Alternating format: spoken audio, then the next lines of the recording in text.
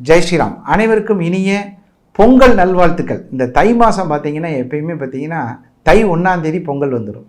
முதல் நாள் மகர மாதம்னு பேர். உங்கள் அனைவருக்கும் பொங்கல் வாழ்த்துக்கள்.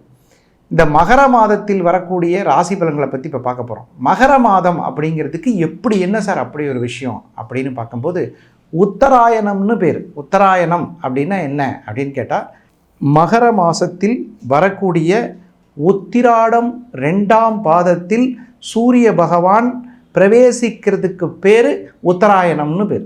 அப்போது இப்பேற்பட்ட ஒரு அற்புதமான அனைவருக்கும் உத்தராயண புண்ணியகால மகர மாத ராசி பலன்கள் சொல்வதில் சந்தோஷம். அதில் என்னன்னு கேட்டால் இந்த தை 1ஆம் தேதி பொங்கல் வாழ்த்துக்கள். சூரிய பகவானை வச்சு தான் நம்மளுடைய ராசி பலன்கள் எல்லாருக்கும் நம்ம சொல்லிகிட்டு இருக்கோம். அது சந்திரனை பேஸ் பண்ணி எப்படின்னா ஒருத்தருக்கு லக்னம் என்று சொன்னால் அது உயிரை குறிக்கக்கூடிய விஷயம். ராசி என்றால் உடலை குறிக்கக்கூடியது. சந்திரன் எந்த இடத்துல இருக்கோ அதை பொறுத்து தான் உங்களுக்கு ராசின்னு சொல்லுவாங்க. சுருக்கமாக சொல்லப்போனால் மேஷங்கிற இடத்துல ஒரு சந்திரன் நின்றிருந்தால் அந்த ராசிக்கு பேர் மேஷம்னு அர்த்தம்.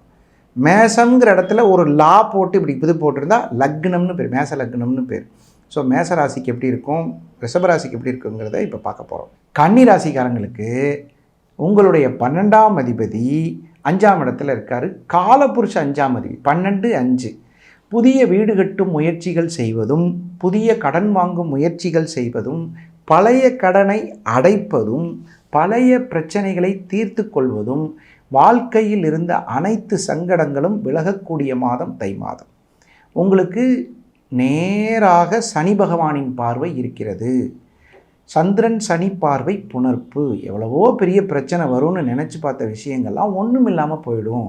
தெய்வத்தின் அருளும் திருவருளும் கூட இருக்கிறதுனால எந்த விதமான நெகட்டிவும் வராது. தைரியமாக இருக்கலாம். நீங்கள் அருகில் இருக்கக்கூடிய ஏதாவது முருகப்பெருமான் ஆலயத்திற்கு சென்று வருவது சிறப்பு. கன்னிராசிக்காரர்களுக்கு அற்புதமான தெய்வம், ஒரு வளர்ச்சியை கொடுக்கக்கூடிய தெய்வம் முருகப்பெருமான். ஏனென்றால் அவர்தான் உங்களுக்கு முயற்சி ஸ்தானாதிபதியாக இருக்கிறார். பயங்கரமான மலைசார் அப்படின்னு சொல்கிற கோயிலுக்கு போக வேண்டியதில்லை. சிறு குன்று அப்படி இருக்கக்கூடிய கோயிலுக்கு போயிட்டு வந்தாலே ஒரு விளக்கேற்றி வழிபட்டுட்டு வாங்க. கண்டிப்பாக உங்களுக்கு வாழ்க்கையில் நல்ல மாற்றம் வரும். இது வரைக்கும் நம்ம இந்த ராசி பலன்களை பார்த்தோம். இந்த மாதிரி நிறைய பேருக்கு ஜாதகம் பார்க்கணும் அப்படிங்கிற எண்ணம் இருக்கும். ஆன்லைன் அப்பாயின்மெண்ட் நம்மகிட்ட கிடைக்குது.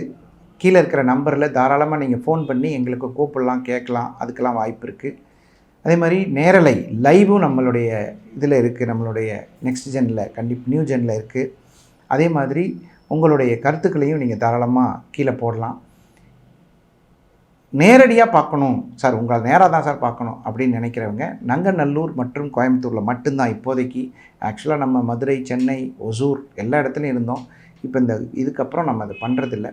சென்னை மற்றும் கோவையில் நேரடியாக நீங்கள் தாராளமாக பார்த்து பேசிக்கலாம். மிக குறைந்த தொகையில் உங்களுக்கு ஒரு சரியான தீர்வுகள், தெளிவான பரிகாரங்கள், அதாவது எளிய முறையில் உங்களுக்கு பிரச்சனைகளை சால்வ் பண்ணக்கூடிய சுகர் நாடி பற்றிய ஒரு அற்புதமான விஷயங்களை உங்களுக்கு கண்டிப்பாக சொல்கிறோம். மீண்டும் ஒரு நல்ல நிகழ்ச்சியில் சந்திக்கும் வரை விடைபெறுவது உங்கள் நல்ல நேரம் நாகராஜ், நங்கநல்லூர் மற்றும் கோவை. வணக்கம்.